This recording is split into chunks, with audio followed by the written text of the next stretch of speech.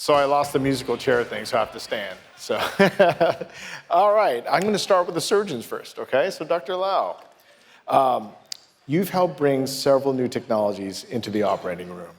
And from your perspective, what separates the innovations that make it across the hallway, that institutional chasm, into clinical use from those that stall before being adopted? It's a very complicated course. You can make it simple, you can make it complex. So I always choosing the simple route because as a cardiac surgeon, and we're facing a lot of challenges, decision-making process. It's very complicated. Healthcare is so complicated, especially when you involve the transplant. And when I remember that I was involved in the first group of surgeons in the clinical trial for using the ex vivo heart transplant and supporting the device, meaning take out the donor heart, place on the ex vivo perfusion device, reanimate the heart. Heart is beating outside the body, and then that allow us to transport long distance. So that was initial adaptation encountered a lot of criticism or doubts whether it's going to work or not. But you do need someone like the surgeon innovators like Billy Cohn and many others in the field have this can-do spirit, willing to embrace the new technology, at least give a try, give a shot to see it's working without instead of just simply saying, no, this is something new, we have never done this before, we should not deviate from standard of care. So-called standard of care is it's important to allow the new beginners to perform a certain way, to reach certain standard. But when you confine everything within this so-called standard of care, there'll be no innovation. So for us, you need someone in the surgical field or any field that willing to take the first step to embrace the new technology and to see over the horizon to see what's coming and willing to try.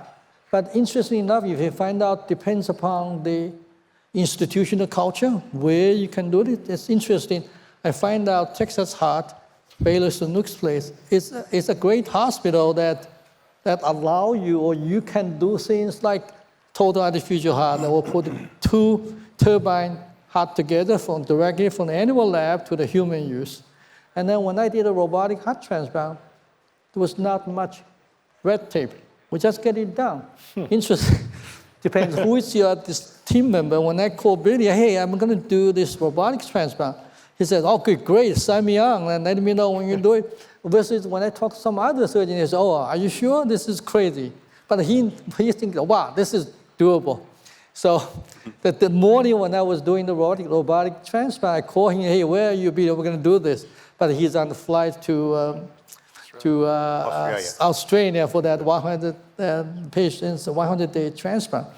Anyway, but I can see culture of the institution, the core faculty group, and then the technology. I think if you have all things, you see the technology is working, you have a great institution, you have a core team member that is supportive, and then have the same mindset, that's the place to go. Thank you for that. All right, Bill, I got one for you. If the device continues to demonstrate long-term durability, what factors will determine whether it remains a bridge to transplant therapy or evolves into a destination or even replacement for heart transplantation? Yeah, I mean, that's our ambition, is to be a destination device. And you and I have talked about that because heart transplantation is a wonderful therapy for these desperately ill patients. But, 50% of heart transplant patients are dead by 10 years. And that's par for the course because you have to take immunosuppressants so your body won't reject the heart. If you take too many of them, then your body no longer does surveillance for tumors and you die of a cancer, a melanoma, a lymphoma. If you don't take enough, your heart slowly rejects and you have to be retransplanted or you die. So 50% at 10 years, that's par for the course. This is titanium. It's like a knee or a hip or a pacemaker. It doesn't require anti-rejection. So we think it's going to last a lot longer. There's a lot of things we need to prove till we get that point. But I think in one possible reality, this obviates the need for heart transplantation. And heart transplantation becomes something we used to do. We'll see. Timeline. What do you, A long time. I mean, I think we have our destination trial starting in 2028. And I can tell you right now, our big limiting factor is how rapidly we can make these. Because it takes people, it takes money, and we're on the phone raising money every day, like everybody here that has a life science startup. But I get calls and emails, I wouldn't say every day, but several a week, for patients desperately needing this that are at centers that haven't been trained yet. And I have to say, I'm sorry. Once we make this and everybody knows how to use it, I think patients are going to come out of the woodwork like they have for any other life-saving technology that fills the void. thanks, Billy. David, we haven't heard from you earlier, so will you give us a little bit tell yourself about yourself and Scuba TX? Yeah, sure. So thank you for inviting me, Jason. It's a pleasure to be on a panel with such prestigious individuals. I'm David Campbell. I'm the chief exec of a company called Scuba TX, or Organonova, as we're going to rebrand it when we come to the US. We're building the next generation organ preservation device to try and really extend preservation times and provide more opportunities for the sort of patients that we've been talking about in this market. I stood on this stage just over 2 years ago, actually. I'd entered TMC for the first time about 2.5 years ago and was incredibly impressed with the ecosystem and everything that's about Houston. So I come back as often as I can because I really enjoy everything about Houston and everything that's happening over here in the market. So that's a little bit about me. I want to give you an opportunity Look, I just want to come back and ground us a little bit here. So, Billy, on both sides of me here, we've heard some fantastic innovations about what's happening in this transplant space. I want to bring us back to ground a little bit, and I'm going to ask the audience, what's that? Come on, somebody in the audience, what is it? It is. It's ice. Actually, it's more than ice. That is state of the art. That is standard of care today. For, Kevin, what? 70, 80% of all transplant organs that are moved around the country today. Ice. That's what we're transporting organs on. State of the art for organ preservation is probably that. Something like it. For those of you that know the Paragonics device, it's got a second outer case on it. That's where we're at in terms of organ preservation today. And we've been doing these things, remember, for how many years, Billy? 70 years nearly? So yeah. 1980. Yeah. And yet we're still relying on a technology that I can walk out into the corridor there and I can fill up within 30 seconds and put some. So Billy, you were asked the question about how long is it going to take to get your product on the market. Just think about how long we've been doing heart transplants. Sure. And what's really happening out there in the market. I think from our perspective, so look, we're a British company, but we like to think that we're going to become a US company. We like to think we're going to be very much Houston-based, and we love everything that's happening over here. I'm going to echo a couple of points here about why we came to the US market, and in particular, what I think it's going to take to move from that to the next generation. It's definitely evidence. We've got to show that we can do better than what we've been using for the better part of 60, 70 years. We have to be able to demonstrate that. That's not easy in this particular sector. The other thing, and I'll echo again what everybody's said on this panel here, is we need the people, we need the ecosystem, and we need the willingness of innovators to actually take risks and actually try these new technologies. And that's why it's such a pleasure to have the two eminent clinicians on the end of this panel here, but also Kevin, who I know we'll talk in a second about what his organization are trying to do to bring some of these new innovations to the market as well. And then I guess the third point is we've got to have the economics lined up. And I think that's probably where we've got our biggest challenge at the moment, and something we're really going to have to try and tackle. Fantastic. And just to put that in context, I showed that slide saying we can only do 4,500 heart transplants. That's because that's all the donor hearts we have, meaning some of them, within the time window that we've got to find a donor, we don't find it, or the heart doesn't look great. A technology that you can preserve them longer, that you can resuscitate damaged hearts, that you can take more hearts out of patients that have actually died and resuscitate them, then maybe we can expand that pool and keep heart transplant viable for another 18 months before Bivacor pushes them into the sea. And it's no surprise, Billy, is it? You know, that is not 4 degrees or 6 degrees centigrade. You know, I can sit here with my finger in there probably for 30 seconds, maybe a little bit longer. Before it turns brown and falls off. It will start turning blue. All right. Kevin, let's hear about yourself as well as what LifeGift and how it all fits into this. Sure. Yeah, thank you. Thanks for inviting me to be here. And again, just to be up here with you guys, it's just incredible. My name's Kevin Meyer, Vice President and Chief Executive Officer for LifeGift. LifeGift is the nonprofit organ procurement organization based here in Houston. We serve Houston, Fort Worth, and West Texas. And you know, before I go on, I want to make sure we start out with, when you start talking about organ transplant and all the innovation and you know, brilliance and expertise around this, it all starts with a yes. So every single heart that is transplanted has come from a person who's either they decided to be a donor through the Donate Life Texas registry. We have 16 million there now in Texas.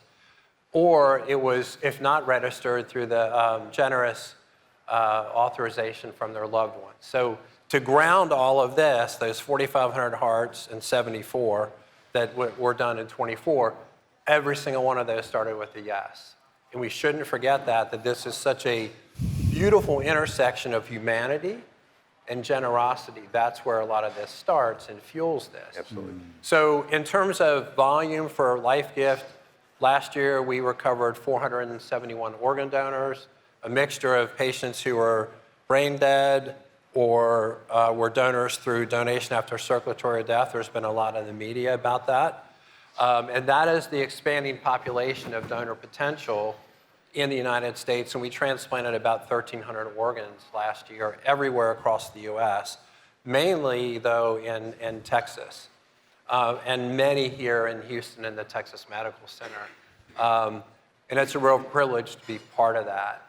So real quick, all of this is so exciting because, as Dr. Cohn was saying, you know, there's sort of a plateau of available human hearts for transplantation. We're pushing the limits. And a great example of that is recovering hearts from donors after circulatory death, so after the patient is actually arrested, and an appropriate waiting period. In 2018, in the United States, we did 0 hearts from DCD donors nationally. Last year, we did about 700 or so, and it's expanding, and it's because of the advent, the application of incredible perfusion technology, which is evolving literally on a daily, weekly basis. So we get to be in the part of that. Basically, LifeGift is like the conductor of a symphony, where we have many teams from all over the country coming in to recover organs and lining up its planes, trains, and automobiles to try to help patients and honor the gift of life. Thank you. You know, we have about 11 minutes or so I'm going to take the opportunity to use the time up. So Dr. Lau, 5 years from now, what type of robotic surgery do you think you'll be doing? So I think, as we showed the earlier slides, right now I would say 2/3 of these procedures are done by robotic now. And I can see by 5 years now, or that'll be probably 90+% should be done robotically. And you can look at the device, the British device, so he's developing this click-on mechanism so that we sew the graft in and then just with robot and sew it in, and he can deliver this device underneath behind the sternum, subxiphoid, just click on, we're done. It's quicker. So I think the future of robot is amazing. I'm a big believer that the robotic surgery is actually efficient. Actually, the earlier criticism is that robotic surgery takes time, longer, but that's no more the case. Every single day we do 3 robotic cases back to back. And then if we compare the next door doing open procedure, the same mitral valve, for example, And robotic mitral valve repair surgery replacement beat the open procedure every single time. And also except even better with less blood loss and small incision and length of stay is shorter. And then we have calculated the cost, healthcare cost. Average at St. Luke's Hospital, robotic mitral valve surgery saves over $10,000 compared to open sternotomy mitral valve surgery. And then if we do 100 robotic mitral valve surgery, which we are, and then that will save actually $1 million for the hospital. It's really amazing this technology can cut down the healthcare cost, benefit the patient. And there's no, I think that I'm totally bullish on that. Can I ask Ken a question? Yeah. So I was at JP Morgan this year, and it was 2 o'clock in the morning. I was dragging myself home to the hotel after whatever. And I came to an intersection, and 7 of the cars waiting for the light to change were driverless Waymo cars. Mm-hmm. Wow. 5 years ago, we talked about, well, driverless cars are coming. But boy, it came so fast because everything is exponential and the world is changing so rapidly. When does that robot no longer need you at the helm? It's going to happen. So we started with one, there's a transition phase. I can see this telemedicine. I'll be sitting in Houston here. I can operate, control the robot worldwide. Now, one in Beijing, one in I just saw a Dubai. big poster that said Yeah. you've done 800 robotic operations. 900 next week. How many? 900 next week. 900 heart operations. Yeah. That robot can say, well, I did 350 today because they're all sharing information and it'll have millions and millions. When does its pattern recognition, its judgment parallel your own? So we're actually collecting a lot of image data, and we're actually trying to get a PhD to feed in our image data into the machine learning process. So that eventually the machine will decide, okay, this is the right move in this area, and will filter out all this unnecessary move or dangerous move in that area. And also help the young surgeons to quickly learn the robotic surgery with just like driver-assisted driving first, and eventually will be taken over by the machine completely with the AI. All right. Probably in 20 years after I retired. David, Scuba TX, where's going to be in 5 years? Hopefully here working on 5 years, this. Yeah. 5 years from now. Well, so first thing is that's gone. Yeah. I think we all agree that 60 odd years of using ice to preserve organs just can't continue. It's dangerous. It's not good. So I think that will be gone.